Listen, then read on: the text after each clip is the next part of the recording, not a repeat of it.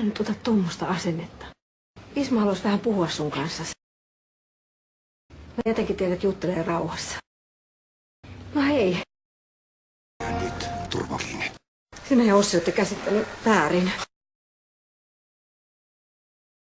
Kari. Alkaa lätty lätistä. Kohta täällä edellään kuule kuin kartanossa. Sinne vaan, muiden pervojen sekaan. Porisemaan. Kyllä tänne mahtuu. No eihän sitä voi tarkkaan tietää. Helvetti! Ja tänään meillä on ruokana perunamuuselia. Ei kiitos. Appelsiinipuutikkuja ei ole. Sen verran sanon vaan, että vaarallisen paljon alat kuulostaa äidiltäs. Ja mikä viaton sä muka oot?